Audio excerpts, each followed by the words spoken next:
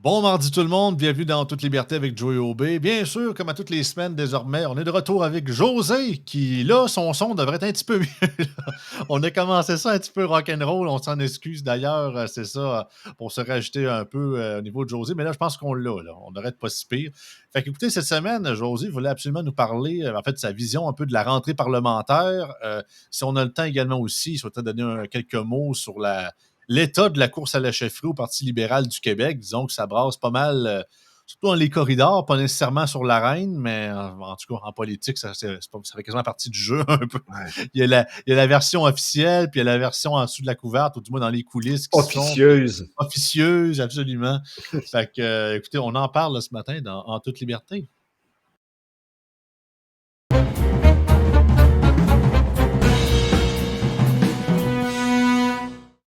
Salut, José.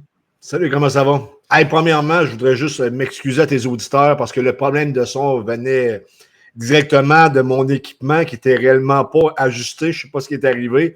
On a quand même décollé ça rapidement, là. Puis on a ajusté le tir. Ça semble correct, du moins, là, donc pardonnez-moi cet écart de conduite. C'est ça. Par contre, soyez pas surpris qu'il parle plus fort que moi, ça c'est normal. Par contre, la distorsion, elle devrait plus être tant là à l'écoute. Ben, c'est ça le problème, en tout cas, c'était le micro, là. J'ai gossé avec ça un peu. Là. Disons que je suis pas un grand connaisseur de technologie. Écoute, une petite aparté vite fait, là. Je riais de mon père dans le temps quand j'étais jeune, il savait pas faire fonctionner une vidéo. Dans le temps, c'était VHS. Aujourd'hui, c'est souvent mon garçon là, qui m'arrange mes affaires. Lorsqu'il est pas là, ben, j'ai un petit peu plus de difficultés, de sorte que je vieillis et le karma revient assez rapidement. Ouais, ben, il n'est jamais trop tard pour apprendre. Hein, Absolument, t'as entièrement raison. Là. Ouais, fait que rentrée parlementaire, certains la diraient cauchemardex. Cauchemardex pour ce qui est de la CAQ avec l'histoire de Fitzgibbon la semaine passée. Ça commence mal. Ça commence réellement mal pour la CAQ. Ah, vraiment. Puis sinon, pour de ça, il y a QS qui essaie de pousser leur histoire de lunch quasiment one size fits all pour l'entièreté du Québec. Le PQ qui semblerait, à partir d'aujourd'hui, est en mode transition. Est-ce qu'il va changer de sexe? J'ai aucune idée. Oui, c'est le front page Journal du Québec. T'as pas vu ça? Une transition, ça veut dire qu'il prépare déjà son cabinet ministériel? Ils sont déjà en mode à donner des jobs. Là. C'est un peu trop prématuré, ça, mon ami. Ah ouais, ils ont tellement grosse tête, ils sont déjà en train de donner des jobs de chef de cabinet. Là. Le PQ va rester le PQ, malgré tout. Ah, c'est ça. C'est comme la nature. Hein, tu peux l'enlever de la personne, mais tu peux enlever, ou vice-versa. Tu peux te sortir de ce que tu es, mais tu peux pas sortir de la patente de ce que tu es. Quelque chose de même. C'est ça. On dit souvent avec la politique, là, tu peux sortir l'homme de la politique, mais pas la politique de l'homme. C'est ça. Okay. En ce cas-ci, c'est plus le caribou. En tout cas, ça, c'est un autre sujet. Puis c'est ça, pour le Parti libéral, ben, leur course à chefferie, écoute, certains sont officiels. On a Denis Coderre, on a M. Charles Milliard qui s'est présenté il y a à peu près une couple de semaines de ça. On a, comme dirait Dominique Moret, Poivre et sel, Pablo Rodriguez, que semble-t-il qui va se présenter, mais c'est pas encore fait officiellement. Mais il y a déjà des rumeurs là, qui planent dans les cieux. Certains diraient que on le voit dans les médias, le fisc, non pas le FITS, le fisc. Revenu Québec court après Denis Coderre. Donc, on peut dire que c'est un peu spécial, ça tombe de ce moment-ci que, oui, comme par hasard. Hein? Comme par hasard, tu sais. Il y en a qui disent... Comme l'histoire de taxes impayées d'Éric Duhaime pendant la dernière campagne électorale, là, si les gens se souviennent bien. Là, ouais, c'est ça, par ailleurs, qui avait fait couler la campagne électorale parce que c'était très, très bien décollé. Puis, c'est comme le gars qui avait fait... Tim Ballard, le gars du film d'il y a 2 ans, là, maudit, le nom m'échappe, les auditeurs vont... le film sur le trafic des enfants là, qui a été super connu. Oui, absolument. Désolé, chers auditeurs. Mais Gibson n'était pas impliqué directement, mais il était un peu en lien, là, c'est lui. Là. C'est ça. Je vais retrouver le titre. Je sais qu'il crie par-dessus les affaires. Ouais. C'est le Sound of Freedom. Oui, absolument, oui. Sound of Freedom, parce qu'en fait, quand je dis que c'est des drôles de coïncidences, c'est que dans les dernières semaines, supposément que Tim Ballard, l'ancien agent justement des services frontaliers qui était incarné dans le film, supposément qu'il y aurait des accusations en tout cas de prédateurs sexuels. Ah ben oui. Autant qu'on va laisser la justice faire son œuvre, mais disons, c'est drôle, mais c'est mettons... À partir, après ça, on part vraiment sur le sujet principal. Mais tu sais, c'est jamais, mettons, je sais pas, des Sylvain Lévesque ou, tu sais, des Christy de députés plantes vertes. Puis là, je parle du Québec, mais je pourrais parler à travers les pays Absolument, je occidentaux en comprends, ouais. général. C'est jamais ces gens-là qui ont ce scandale-là. C'est tout le temps ceux qui shake la canisse, qui rock the boat, qui essaient de changer Les les plus choses. menaçants, toujours les plus menaçants. Tu sais, ils ont fait la même affaire avec Russell Brand il n'y a même pas un an parce que sa chaîne YouTube, il y avait des millions de personnes qui l'écoutaient depuis la pandémie. Puis là, tout d'un coup, c'était rendu une menace à la démocratie. Puis là, tout d'un coup, il y a des supposés victimes de viols sexuels d'il y a 25 ans qui ont popé out of nowhere. Tu sais, je vous dis pas que c'est 100% faux, mais à trouver que Mais c'est c'est drôle. étrange. C'est des drôles d'adons, mettons. Je Quelles dis simplement circonstances? ça. Oui, absolument. Tu sais, C'est la géométrie variable. Tu sais, c'est uniquement, ça a l'air d'être uniquement pour ceux qui ont l'air à brasser à la cage. Ceux qui abrassent pas puis qui font le petit Joe Klein, surtout avec tout le monde, eux autres, ça arrive jamais. mais il faut faire attention, sincèrement, avec tout ce qu'on entend. Désormais, avec les médias sociaux, là, détruire quelqu'un, là, ça prend peu de temps. Heureusement, en contrepartie, c'est que ces accusations-là ont beaucoup, beaucoup moins d'écho. Pourquoi? Parce que les gens, notamment pendant la crise covidienne, se sont mis à arrêter de croire ce qu'ils voyaient à la télévision. Donc, les gens qui sont derrière les grands consortiums médiatiques, on peut parler du reste, là, ils n'ont plus le même impact qu'il y avait jadis. Et ça, c'est un peu. pas accuser n'importe qui de n'importe quoi désormais, parce que les gens, tout de suite, il y a une lumière rouge qui allume, ils disent, c'est-tu réellement vrai? C'est-tu ça? Ben non. Ben, c'est la méthode en 3 étapes, puis c'est la seule fois sûrement ever que je vais citer Andrew Tate dans le podcast, mais je trouve que sur là-dessus, il a raison. C'est que la méthode en 3 étapes. Étape 1, ils font tout pour te canceller. Ouais. Si ça marche pas, étape 2, ils font tout pour salir ta réputation, justement, avec ces affaires-là.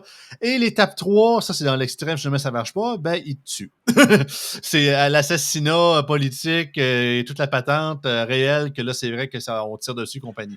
Mais ça prouve une chose, c'est qu'il y a des gens en panique. Oui, absolument. Ou le système, ou au moins un certain statu quo est en panique. Oui, il y a une élite qui est en train de perdre un certain pouvoir, et ça, on le sait, là.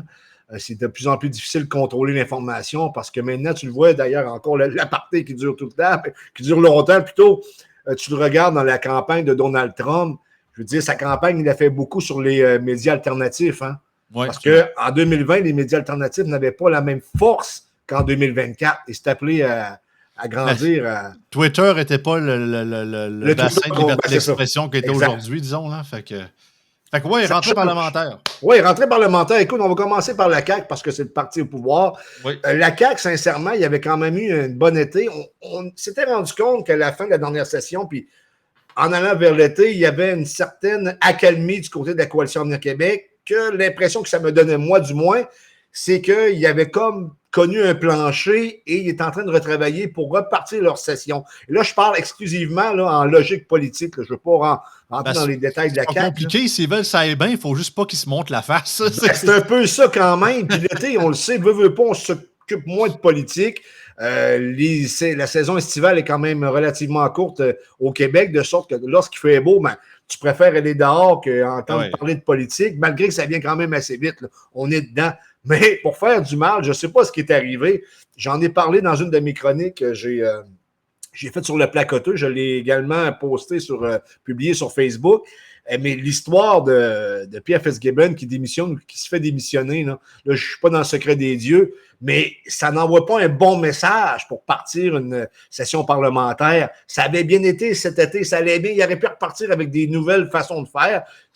Selon moi, ça aurait été difficile, mais quand même, là, il y avait une occasion de bien faire, puis ça leur a pété dans la face. Puis là, tu le vois, le dernier sondage, je ne sais pas si tu peux pas montrer l'image. Oui. J'ai fait un screen, un capture écran.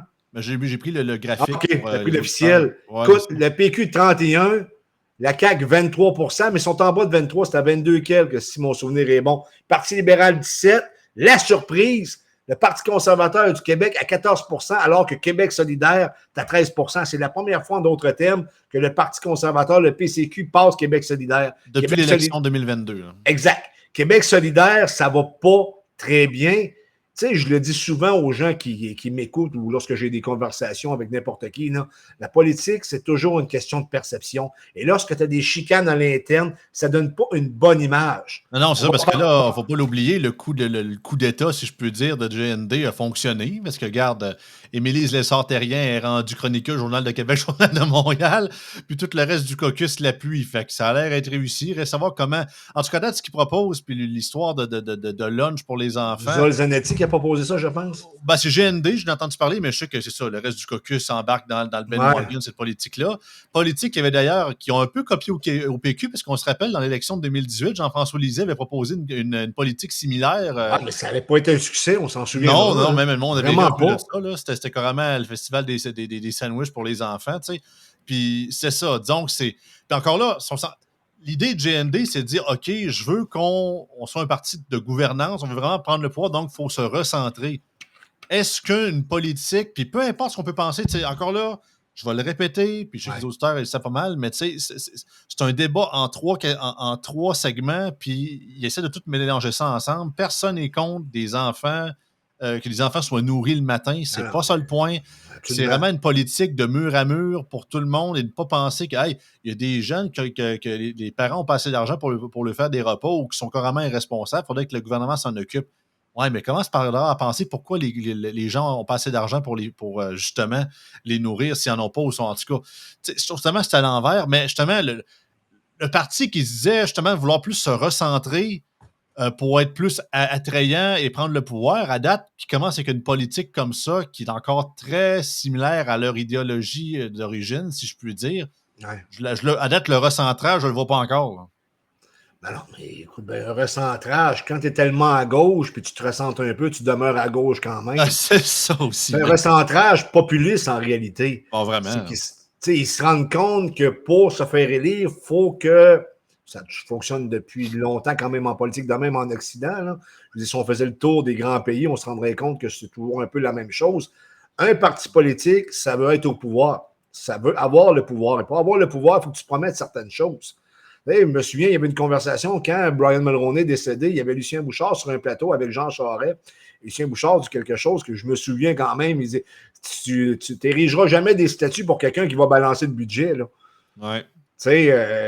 Écoute, encore là, c'est-tu à l'État de s'occuper de nourrir nos enfants? L'État peut amener une certaine aide aux familles. On l'a avec le bien-être social et les allocations familiales. Il y a des choses comme ça qu'on peut jaser, mais je pense qu'ils sont quand même des bonnes mesures jusqu'à un certain point, mais c'est aux familles et aux parents de prendre cette responsabilité-là. Parce qu'au Québec, là, on le sait, là, l'État-providence prend beaucoup trop de place et on ne laisse plus l'initiative aux parents. On le voit également avec la DPJ, là, on amène toutes sortes de lois qui font en sorte que l'État prend de plus en plus de place. Et tu sais comme moi, Joey, là, je veux dire, ça fait quand même assez longtemps que tu observes la scène politique au Québec, que si, exemple, ça coûte 100 par enfant par semaine, mettons, c'est un chiffre que j'invente, on s'entend, on sait que tu as à peu près peut-être 25 à 50 qui vont passer dans la bureaucratie. Le vrai coût, c'est genre 250. Bah! Il y a des frais administratifs, José. Hein, non, mais c'est ça, c'est parce qu'on... C'est pas pour rien que le Parti conservateur, qu'Éric Duhem, monte tranquillement pas vite. Pour lui, c'est un marathon, là, parce que son sprint, malheureusement, il a échoué lorsqu'il n'a pas réussi à faire élire un député. Je ne vais pas revenir là-dessus. On en a parlé un peu tantôt des raisons. Là. Sauf que Éric Duhem, actuellement, fait un bon travail. Il martèle son message, puis il parle au peuple. Il parle de ce que le peuple va entendre, des préoccupations du peuple. Alors que je ne suis pas certain, moi, que la politique amenée ou avancée par Québec solidaire est une politique que tu entends beaucoup parler dans les chaumières. Là. Puis en plus de ça, avec l'épicerie qui coûte cher, tu sais comme moi qu'une petite parenthèse, là, dans les CPE et compagnie, les petites garderies privées ou peu importe, ils ont de plus en plus de misère à arriver parce que l'épicerie coûte de plus en plus cher aussi. C'est ça. Ben, la seule nuance que je fais pour ce débat-là, c'est qu'autant je ne veux pas un programme mur à mur. Par contre, il y a une réelle question parce que ce n'est pas toutes les écoles primaires et secondaires au Québec qui offrent un service de cafétéria. Souvent par rapport parce qu'il y a des enjeux locaux, c'est des petites écoles, donc c'est pas nécessairement une grosse population d'élèves par rapport à la cafétéria ou la quantité de repas qui peut être servi. Par contre, est-ce qu'un débat peut être enclenché à savoir est-ce qu'on devrait instaurer offrir un service de cafétéria dans toutes les écoles du Québec, primaire et secondaire, comme choix alternatif et non pas imposé aux parents qui le souhaitent, je suis ouvert à en jaser. Mais au point de vouloir dire que non, là, vous aurez pu, du jour au lendemain, tous les parents n'auront plus le choix de ça. Ils n'auront plus besoin de faire de lunch à vos enfants. L'État va tout fournir ça pour vous autres. Non, je ne suis pas d'accord. Qu'il y en ait qui n'aient de besoin parce que certains parents n'ont pas le même train de vie, c'est fair enough, mais donnez le choix aux gens. Quelqu'un a un service de cafétéria, je sais pas de problème. J'avoue. mais que commencer à dire mur à mur, one size fits all, c'est très GUS, c'est très à gauche, et c'est là que je suis pas d'accord. C'est pas une question de pas d'être en faveur ou pas en faveur de nourrir les enfants, c'est pas ça le point, ça n'a jamais été ça le point. Tu te souviens de Jean Garon, le ministre de l'Agriculture du gouvernement du Parti québécois? Bon. Non, mais je veux dire, c'est un gars qui est honnête, on s'entend. Il avait emmené les berlingots de lait, justement, parce qu'il savait qu'à la maison, c'est pas les gens qui mangeaient leur faim tout le temps. Mon père. Ça aidait quasiment aussi, ben, tu peux en parler, c'est vrai. Je pense que tu es le meilleur pour en parler plus que moi-même, et ça aidait aussi à l'industrie du lait à donner un coup de main. C'est ça, mon père avait ça pendant plusieurs années, parce qu'avant, c'est des commandites, mais à un moment donné, les commandites ne payaient plus, fait qu'il n'y a pas le choix d'arrêter. Mais quand j'étais au primaire, je me rappelle, très, très petit, en 2000-2001, il arrivait avec les berlingots de lait pour donner ça aux élèves, puis il avait une pomme, une affaire de même, tu sais, puis c'était correct. Puis ça coûtait pas cher, là, des berlingots de lait. En même temps, c'est comme une genre de subvention que tu donnais à l'industrie du lait. Puis tout le monde était gagnant là-dedans. Mais on l'a arrêté. Pourquoi? Je ne sais pas. Il faudrait peut-être investiguer la chose. Mais n'en demeure pas moins que faire confiance au gouvernement pour nourrir nos jeunes à l'école, on sait très bien que ça va coûter les yeux de la tête. Si on se fie à tous les investissements qui ont eu lieu dans les dernières années, ça va coûter extrêmement cher. Mais tout ça pour te dire, mon ami, que pour la CAQ, ça part vraiment pas bien. Et j'ai l'impression qu'ils sont repartis vers le bas. Pourquoi? Parce que la perception n'est pas bonne. Il n'y avait pas besoin que Fitzgibbon saque son camp. Puis je ne comprends pas non plus l'idée de François Legault, il y en a qui disent que t'es mieux tiré sur le plaster, ça fait mal sur le cou. Peut-être, mais c'était pas le temps. On savait qu'il voulait s'en aller au mois de décembre. Il aurait pu travailler certaines choses, s'organiser pour se donner une chance, mais pas partir la session parlementaire avec une tuile de même sur la tête. Aime ou aime pas Fitzgibbon, c'était quand même un un porte-parole reconnu de la Coalition Avenir Québec. Et même si on ne sait pas ce que ces investissements vont donner, on commence à le savoir un peu avec Nordvolt, ça ne va pas très bien, là.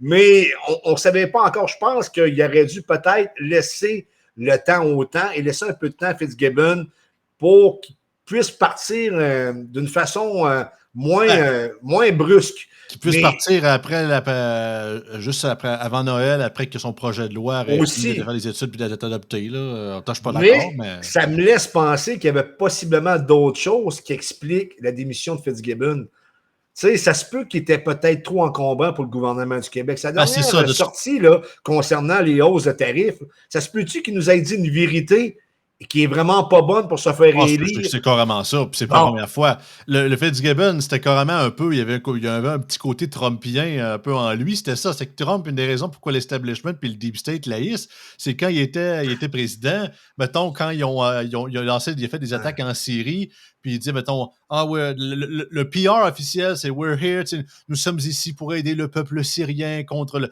le régime dictatorial de Bachar al-Assad. Là, t'as Trump à côté, « No, we're here for the oil. The oil is safe. On est là pour le pétrole, dans le sens que ça. Non, mais il a dit une vérité qu'on savait, mais que personne ne voulait regarder au près. C'est ça, tu sais. Il est comme, non, ta gueule, non, we're here for the oil. Fait que Fitzgibbon était comme, non, les Québécois, il faut faire ça. Les taux d'Hydro-Québec, ils augmenteront pas, là. Puis Fitzgibbon, non, ils vont augmenter 50%. Lui, Legault puis Koskinen, il était à bout parce qu'il courait après pour le temps de le contredire. Puis il dit non, c'est pas ça qu'il a dit, puis de ci, de ça. Fait que je pense qu'ils sont tannés, puis écoute. Mais tu sais, la crédibilité de Legault là, n'est pas la même qu'en 2018, puis elle n'est pas la même pendant la crise de la COVID. C'est sûr que non. Je veux dire, comme je t'avais dit, je pense que c'est à ton émission que j'avais dit, Legault, là, c'est comme avec le troisième lien. Tu sais, pour ceux qui ne voulaient pas de troisième lien, ils n'aiment pas Legault. Puis ceux qui voulaient un troisième lien, ils n'aiment pas Legault pantoute parce que tout le monde s'est rendu compte qu'il nous mentait en pleine face. On se souviendra de Geneviève Guilbeault qui est arrivée avec ses cartables vides, là, elle en avait une pile. Je veux dire, ce show-là, ce type de spectacle politique-là, ça commence à nous horripiler là, à la grandeur du Québec. Là. Les gens commencent à en avoir assez. C'est pour ça que tu vois un Éric Duhaime qui monte.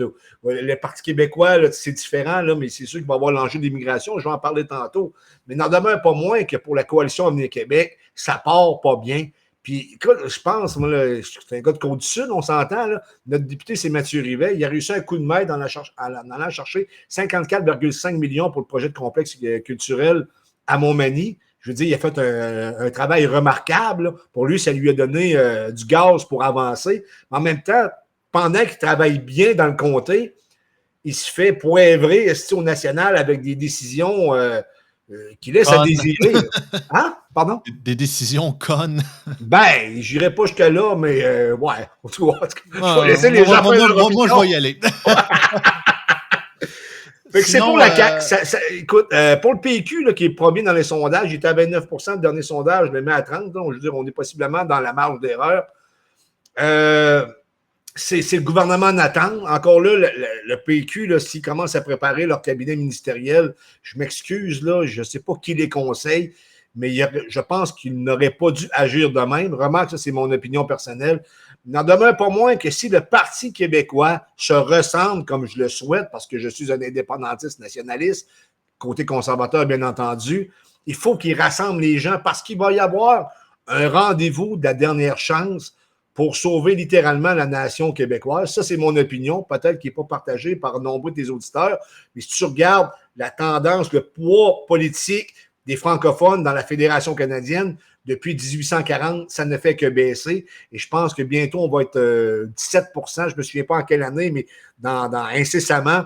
Et on n'aura plus de poids, on n'aura plus de considération, même que le Canada ne sera plus obligé de gérer en pensant au Québec, parce que le Québec, les francophones du Québec vont être minoritaires. Donc, si pour vous autres, c'est important de continuer à parler en français et de garder notre héritage français intact, ben je pense qu'à un moment donné, on n'aura pas le choix. Il va falloir qu'on se rassemble. Et ça ne sera pas facile parce qu'actuellement, le PQ et notamment le chef du Bloc québécois qui me déçoit jusqu'à un certain point, ben, qui me déçoit, pas jusqu'à un certain point, qui me déçoit totalement, qui va se pointer à la face à la convention de Kamala Harris alors qu'il n'y a aucunement affaire là. Tu sais, je veux dire, l'art de se peinturer dans le coin, puis l'art aussi de dire qu'un Québec indépendant va être un Québec plus vert. Tu ne fais pas l'indépendance pour l'environnement, tu fais l'indépendance pour la liberté, pour se gérer soi-même, Calvasse. Puis, je suis en train de me pomper, sinon. C'est drôle, tu parles, tu me fais penser, parce qu'il y a beaucoup d'auditeurs puis sur Patreon qui me disent José, j'aime ses analyses, même s'il est souverainiste, je suis pas d'accord avec ça. Il dit, le reste, je l'aime bien gros. Non, mais tu sais, au moins, ce qui est le fun de tes auditeurs, c'est comment je te dirais, vous me donnez la possibilité de m'exprimer, et vous me respectez. Vous êtes beaucoup, beaucoup plus démocrate du côté à droite que du côté des gens qui sont à gauche. Là. On l'a vu là, pendant longtemps, des gens qui avaient notre pensée, on avait peu de place dans les médias, alors que les médias alternatifs nous permettent de nous exprimer davantage. Et ça, c'est grâce à vous autres aussi. Là. Pour la liberté d'expression, on s'entend que les gens plus à droite là, sont pas mal plus respectueux de la liberté d'expression que les gens à gauche, du moins présentement. Pour continuer avec le PQ, là, le fameux article d'aujourd'hui, je le mets à l'écran. Éventuel gouvernement du Parti québécois, Paul Saint-Pierre-Plamondon prépare la transition. Déjà en transition, selon les informations du bureau parlementaire, la formation souverainiste a commencé à solliciter dans ses employés de cabinet péquistes afin d'épauler un éventuel gouvernement Plamondon. Fait qu'ils sont en mode recrutement, finalement. Fait qu'ils sont en train de fouiller, ils ramènent des anciens...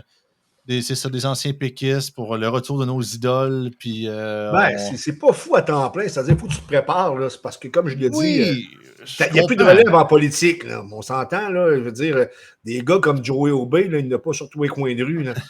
Non, mais c'est vrai. Toi, tu es comme une denrée rare dans ce monde-là. Parce qu'il n'y a personne qui veut aller en politique. Là. À part ceux qui vont améliorer leur situation financière et qui vont voir ça comme une occasion. C'est le moindrement brillant, ça te tente de faire juste les opportunistes et les sadomasochistes. Ouais, non, mais c'est vrai. Tu penses-tu, puis les gens, ils inventent n'importe quoi à ton sujet. Là, on en a parlé en début, là, lorsque tu ne fais pas l'affaire, c'est facile de scraper la réputation de quelqu'un. Ça prend une réputation, ça prend une vie à monter, ça prend 30 secondes à descendre. Ben c'est ça, la confiance se gagne en gouttes et se perd en litres, comme dirait l'expression. Oui, tout à fait. Oui, c'est la première fois que je l'entends, mais c'est très révélateur. Ça veut dire ce que ça veut dire. Non, c'est ça. Ben écoute, c'est normal d'un parti ayant autant d'avance dans les sondages aussi consécutifs de commencer. Bien évidemment, ça serait complètement irresponsable pour un parti politique, peu importe la couleur confondue, de commencer à penser à ça un mois avant la date d'élection. Là. Mais déjà que, on est quand même encore à 2 ans du scrutin. T'as 5 élus du PQ? Ben, ils vont. Ben là, 6 gars, ben là. Je pense qu'ils vont le remporter, c'est pas mal faire. Ils sont 4. Attends, je vais pas me tromper, là. Il y a PSPP, Bérubé. Pascal, le nouveau, là. Pascal Paradis, Pascal Bérubé, Joël, puis PSP. Ils sont 4. Fait que s'ils gagnent Terrebonne, la parcelle de Terrebonne que Fitzgibbon va ouvrir, ils vont être 5. Ouais. Puis s'il n'y a pas celui de Tabasco avec il va être rendu aux conservateurs fédéraux, Lefebvre, qui va se faire en même temps, ils vont peut-être. Ben, je dirais pas qu'ils vont être 6 parce que c'est quand même plus serré que le PCQ, puis le PQ, puis la CAQ. C'est une genre de lutte à 3 dans ce comté-là. C'est pas certain là, du côté Non, de non, c'est très Tabasco. serré à Tabasco, centre du Québec, quand même pas mal. Puis, mais c'est sûr que Terrebonne, c'était péquiste avant, puis on le voit dans Québec 125, Oui, ça oui. prendrait une lubie, puis le Mais PCQ, pas là pour tout. écoute, ils ont-tu besoin de. Il n'y avait pas besoin de ça. C'est pour ça que je ne comprends pas le move. Il aurait dû attendre, patienter, parce que c'est comme si il aurait ouvert le regard trop rapidement. Ça fait grosse tête beaucoup trop d'avance, tu sais. Je me c'est garde les égos, d'après moi, qui sont intervenus là-dedans. Là. C'est ça qui est arrivé. Là. Ils n'ont pas pris un pas de recul avec une forme de sagesse politique. Remarque peut-être que Legault était exaspéré du comportement à Fitzgibbon aussi. Là. On ne connaît pas tout de l'histoire. Mais n'en demeure pas moins que, on se souvient de ce qui est arrivé dans Jean Talon. Ça a donné un dur coup à la CAQ. Qui oui, on ressuscite le troisième lien, tabarouette. Bon, Terrebonne, là, ça n'aura peut-être pas le même impact parce qu'on s'attend que le Parti québécois gagne. Puis en passant, Mario Dumont a amené un bon point. La pression est un peu aussi sur le Parti québécois parce que si le PQ ne remporte pas cette élection-là, ouais, ça casse la lame de fond. C'est ça. Fait que le PQ doit remporter. Le PQ doit remporter Terrebonne, élection partielle, et la CAQ doit au moins minimalement performer un peu, mais même là, je ne sais pas comment ils vont faire pour changer la tendance de la perception publique. Non, ben c'est ça l'affaire, c'est qu'ils ont le poids, ils ont le poids du gouvernement qui est là depuis très longtemps. Tu sais, j'aurais pas dire l'âgiste, là, mais tu sais, c'est ça. Puis toutes les ils ont l'usure du pouvoir. L'usure du pouvoir, beaucoup. Fait que je pense que c'est ça. Ça va être difficile. Je dis pas que c'est impossible. Ça reste quand même dans le CAQ 0, hashtag le Kakistan, malgré que le Kakistan, il commence à être fragmenté pas mal. C'est frite. C'est frite. Fait que ça, faut voir qu'ils fassent des Christy de bons coups parce que là, ils ont mal commencé ça. Là.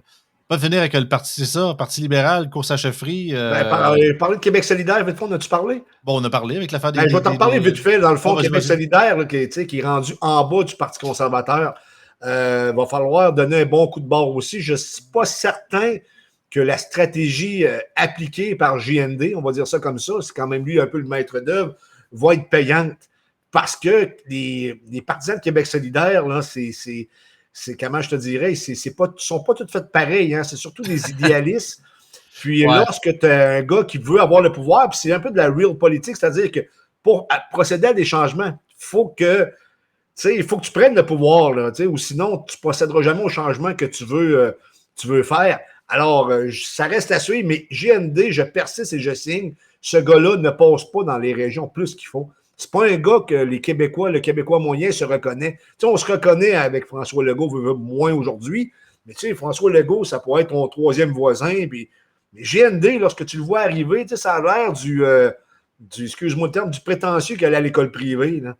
Ouais. C'est ce que j'appelle, ça fait le petit communiste à cravate, là, comme j'appelle. C'est ça, que ça n'a pas trop vécu grand-chose dans sa vie, mais ça a travaillé à CSN, puis ça a fait le printemps érable, puis c'est pas mal ça. C'est ça, c'est pas un gars qui est issu du peuple. Regarde, Manon Massé, là, aime ou aime pas, elle ne passait pas non plus en région, sauf que Manon Massé, elle a toujours eu à peu près sensiblement le même discours et la même façon de travailler. Et elle a gagné le respect de beaucoup d'observateurs politiques par rapport à son attitude. JND, selon moi, c'est plus difficile. Et je ne penserais pas que Québec solidaire va en connaître une montée. Là. Parce que tu regardes ce qui se passe, la tendance au national en Occident, c'est la droite et le conservatisme qui montent. Là. Et les idées de gauche, de wokisme et compagnie, c'est en train d'obtenir un sérieux recul là, au sein de l'opinion publique, à mon sens du moins. Absolument. PLQ, à cette heure? PLQ, écoute, il faut parler de la course à la chefferie. Je vais parler de Denis Coderre, parce que j'avais écrit, je ne sais pas si tu te souviens, j'avais écrit sur Denis Coderre, à l'effet que lorsqu'il a décidé de se présenter, je te dirais pas rafraîchissant, mais je percevais que Denis Coderre avait encore du jus à donner, mais par contre, il fallait qu'il tire sur les bonnes ficelles. C'est-à-dire que lorsqu'il a fait sa sortie, il a très, très bien réussi. Il est arrivé à l'Assemblée nationale, même tu as eu un échange avec Paul Saint-Pierre Plamondon, puis c'était très bien réussi, malgré le fait que il sort d'une maladie, là, il a comme été paralysé, puis encore un peu de misère à s'exprimer. Mais les gens, je trouve. Oui, absolument. Mais les gens au Québec, là, on aime ça, ce type de personne-là qui a de la misère, mais qui remonte et qui revient à la charge, alors que tout était perdu ou presque, qui revient de loin. Et ça, les Québécois, ils sont sensibles envers ce type de situation-là. Par contre, lorsqu'il a décidé d'aller faire son chemin de Compostelle, on s'entend-tu que sa décision était prise? Là? Ben oui. Tu sais, je sais qu'en Comme ça communication, mal, ça fait 1 an et demi qu'il l'embine pour la mairie de à Québec. peu près, là, tu sais. Là, Mais on savait qu'avec Denis Coderre, qu'il allait là, dans le fond, là, ce qu'il voulait nous dire après, là, c'est que en allant seul dans le chemin de Compostelle, j'étais comme le chemin de Damas, je sais pas quoi, il y a eu une épiphanie. Oui, je vais aller au Parti libéral, j'ai l'impression, tu vois le genre, là, ah non, puis tu sais, je là. l'ai écouté en entrevue, autant je ne voterai jamais pour ce gars-là, mais il fait de la politique comme des politiciens d'il y a 20 ans, mais étrangement, je trouve tellement ça un peu gafouillard que des fois, il y a des bouts, puis, tu sais, avec ses expressions, tu sais, mettons, je sais pas, il posait une question, justement, mettons, sur telle taxe ou quoi que ce soit. Il dit ça, on a autant besoin de ça, il dit qu'un coupé dans le derrière, une affaire de même, tu sais. Il y a eu des vieilles expressions plus politiciens, populistes en jeu, puis même moi, ça me faisait sourire, même si je suis pas nécessairement un gars qui allait voter pour lui. Tu sais, on voit qu'il y a un Ouais, mais côté ça jovial. marche dans le public. Ben parce oui, que c'est ça, c'est qu'il y a un côté jovial, tu sais. C'est comme les médias, l'élite là, qui se tient un peu plus à Montréal, je vais résumer ça comme ça, sont complètement déconnectés de ce qui se passe dans les régions. Ils sont complètement déconnectés de ce que le peuple veut. Éric Duhem l'a expliqué récemment dans une conférence de presse, puis il a tout à fait raison. Mais ceci dit, pour Denis Coderre, ça allait quand même bien, sauf que là, il avait perdu du momentum avec le fait qu'il a tardé à annoncer officiellement qu'il allait se présenter. En contrepartie, ce que ça a produit, c'est relativement simple, c'est que l'establishment du PLQ, les anciens députés, ne veulent rien savoir de Denis Coderre ou à peu près. La force de Denis Coderre, c'est un peu comme celle qu'avait Jean-François Lisée dans la course à la chefferie du Parti québécois 2015-2016, si mon souvenir est bon, c'est qu'il fallait qu'il aille chercher les membres un par un. Et c'est ce qu'il a réussi à faire. Denis Coderre avait cette opportunité-là. Là, il est arrivé, l'histoire qui doit de l'argent au fisc à Revenu Québec.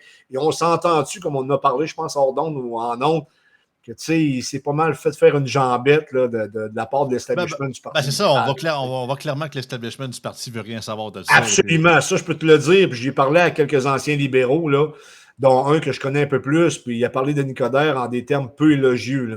Ils veulent pas le voir là, en d'autres termes. Tu sais, le PQ, lorsque Jean-François Lisée est arrivé, ils ont fait avec parce que, tu sais, Jean-François Lisée, il avait quand même une réputation d'un gars extrêmement brillant. Denis Coderre, je te dis pas qu'il est pas brillant, mais il est tellement brillant que quand, à l'époque, ils ont eu la pire résultat de leur élection, la dernière, mais celle d'avant, c'était le pire résultat du PQ à l'époque en 2018. Tellement brillant que le gars a dit après que c'était à la faute de tout le monde, sauf des médias, puis on a perdu la campagne, mais on a gagné les élections. On a perdu les élections, mais on a gagné la campagne. Qui avait dit ça? Je lisais, il a écrit un livre là-dessus. Non, mais je pense que je ne suis pas d'accord tout à fait. Écoute, c'est pas compliqué, non? Ce qui avait fait planter Lisée parce que ça allait bien, là, où est-ce qu'il ne l'a pas vu venir, c'est le couteau dans le dos qu'il a reçu de la part de Québec solidaire. Oui, ça l'a complètement déstabilisé. C'était comme l'élection, c'est que le PQ voulait parler de tout sauf la souveraineté alors que tu es un parti souverainiste. C'est comme si tu dirais que t'enlèves ton fer de lance, mais qu'est-ce qui te reste? Il te reste le bâton. Ouais, mais en même temps, écoute, je vais être en porte-à-faux avec toi. Je trouvais que jusqu'à un certain point, c'était la bonne stratégie. C'est juste qu'il l'a mal appliqué. C'est-à-dire que ce que j'avais compris, c'est que les gens voulaient se débarrasser des libéraux. Il faut se souvenir à ce moment-là que les libéraux, c'était le mandat de trop pour le Parti libéral en réalité. Là. Celle qui l'a échappé, c'est Pauline Marois. Ouais, qui pensait qu'elle allait rentrer majoritaire, finalement, elle s'est rendu compte qu'elle était plus déconnectée du monde ordinaire qu'elle pensait.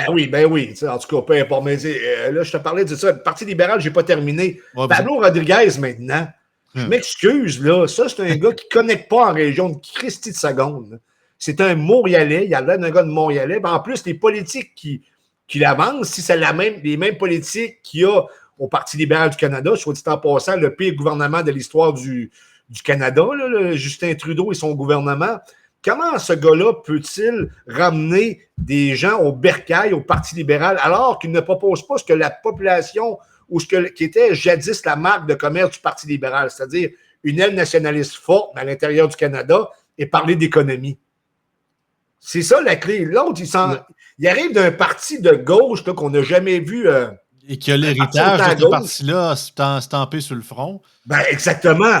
Fait que je m'excuse, Pablo Rodriguez, si vous pensez que vous allez remporter des élections avec cet homme-là, vous êtes complètement dans le champ. Mais ça, c'est mon opinion personnelle. Puis mon opinion de partisan, c'est que vas-y, Pablo. S'il te plaît, vas-y. Mets ce parti-là à terre qui meurt de sa belle mort, que le PCQ puisse en prendre tous vos votes, esprit, puis qu'on puisse enfin être la véritable opposition. Qu'est-ce qui tient le PLQ? On le sait. C'est les votes la communauté anglophone. C'est Montréal. Simplement, là, je veux dire, dans les régions, ils sont complètement déconnectés, alors que ça a déjà été jadis un grand Ah parti. non, puis tu sais, c'est que Pedro Rodriguez n'a pas de.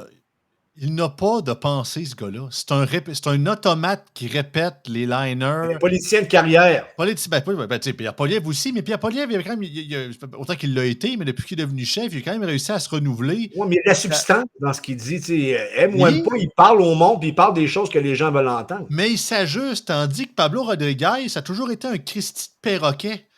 Tu sais, il faisait Ouais. rien que répéter les liners, puis il défendait son gouvernement, puis OK, il est fidèle, fair enough, je peux lui donner ça. Mais à part de ça, pour dire, est-ce que j'ai déjà entendu d'une entrevue de Pablo Rodriguez parler franchement qu'une fois de temps en temps, ça, je suis pas tant d'accord avec la décision que mon parti a faite, ou ça, pour mes électeurs, j'ai une légère mesure, je pense qu'on aurait plus faire ça. Jamais! Tu sais, En d'autres termes, il du peu que t'impressionne pas.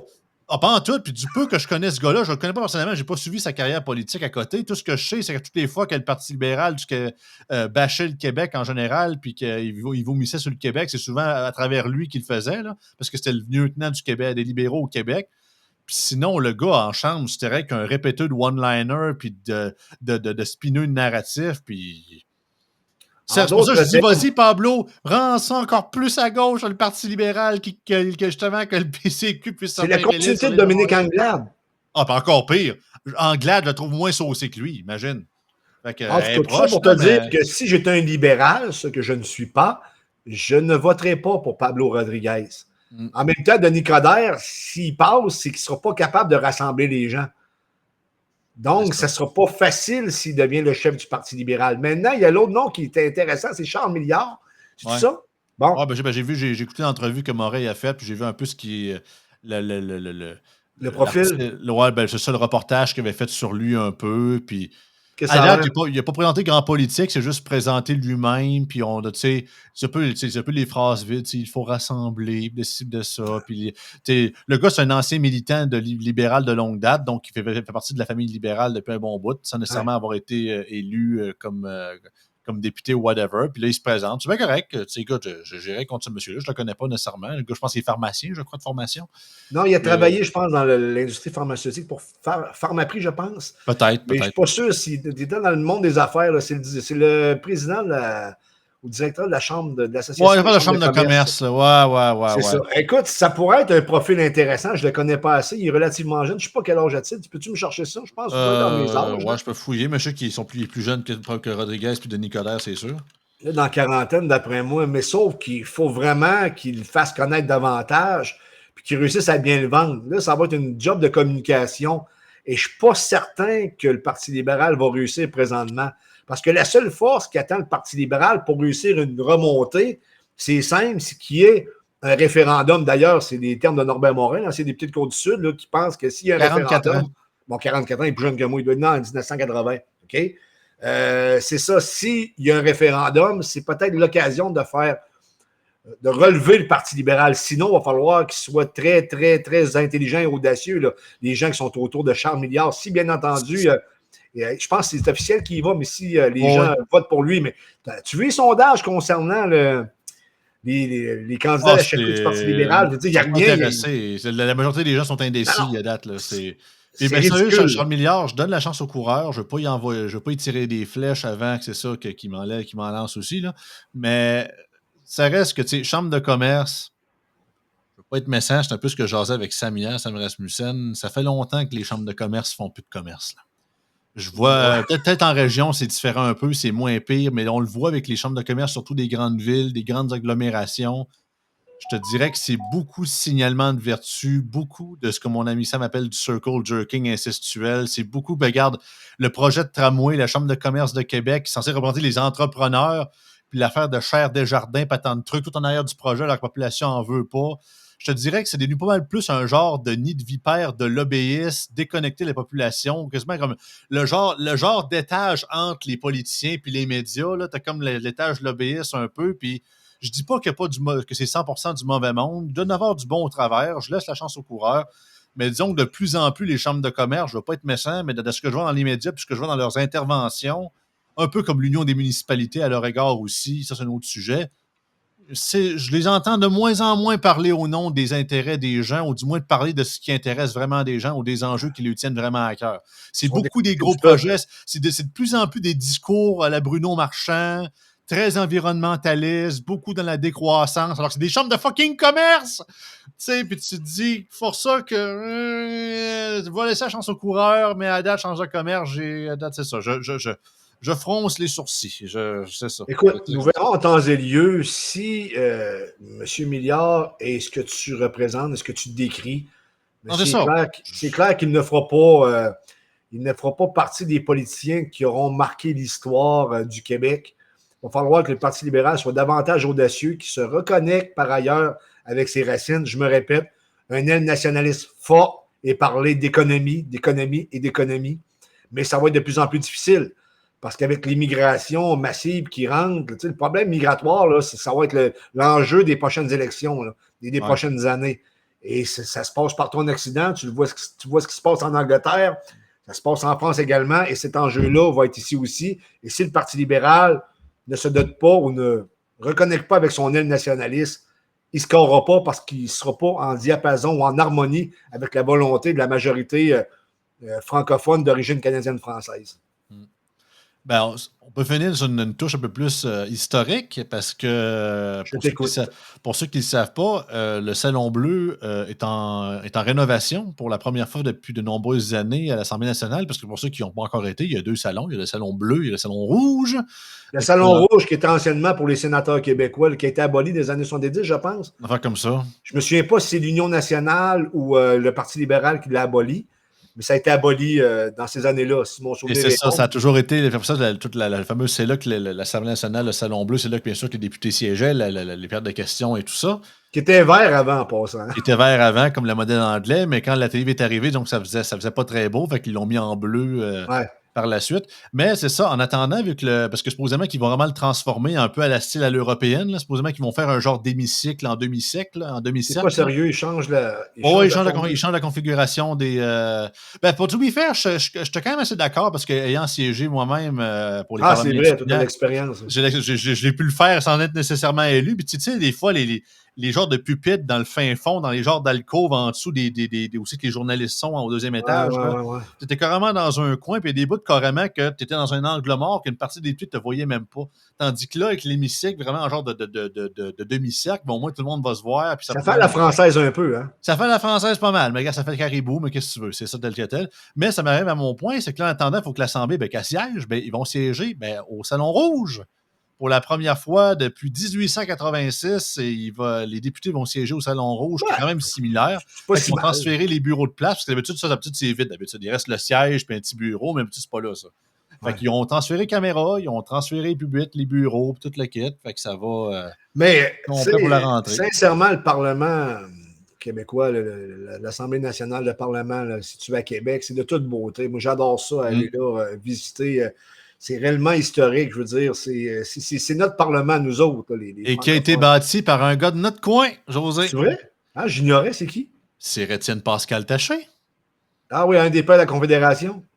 Non. C'est oui. Étienne, je ne sais pas si c'est la Confédération, mais c'est Étienne Pascal Taché. Il y a sa maison, Montmagny, qui est un musée aujourd'hui. Oui, je sais, mais lui, me semble, tu peux t'appeler. Je suis pas mal persuadé que c'est un père de la Confédération. Peut-être, mais il a été aussi l'architecte de l'Assemblée nationale. Mais corrige-moi si je me trompe, à la Pocatière, le collège, ça aurait été fait avec sensiblement la même formule, les mêmes plans. Là. Je ne connais pas le langage inhérent à la construction d'un tel édifice, mais tu remarqueras, parce que lorsque les gens passent sur l'autoroute 20, à regarder la beauté du collège de la Pocatière, ça ressemble étrangement au Parlement à Québec. Je pense qu'il a fait d'autres œuvres dans sa vie. Je connais pas au complet, mais je sais que justement pour la SNAT, c'était vraiment un gars de Montmagny. Puis c'était Sir Étienne Pascal Taché qui a fait la SNAT. Il me semble que c'est un peu de la Confédération. Ça expliquerait possiblement pourquoi à Montmagny, on est plus fédéraliste qu'ailleurs. Ce serait du moins une des explications.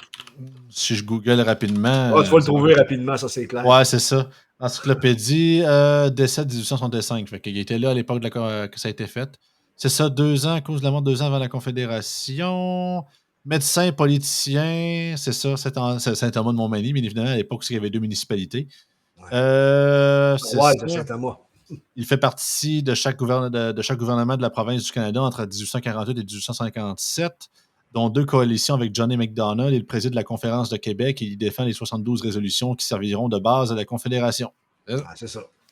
Fait que, Mais j'ignorais qu'il était à l'origine des plans là, pour la construction. Ben, Mais tu tombes dessus, t'es-tu certain? Il me semble que c'est pas ça. Attends. Écoute, on a le droit à l'erreur. Peut-être que je me suis complètement planté en passant. Là. Parce que me semble vérifie, fais-les juste pour les auditeurs. Attends, dans le fond, je suis pas fou, mais me semble que j'ai lu ça quelque Qui part. a construit le Parlement de Québec? On va le trouver assez rapidement. Là, tu sais. Alors, j'ai l'air d'un innocent. Un peu, je me suis arrête. Tout le monde fait des erreurs, mon vieux. Mettons, si je marque qui a bâti l'Assemblée nationale du Québec pour le fun, parce que me semble que j'étais pas fou.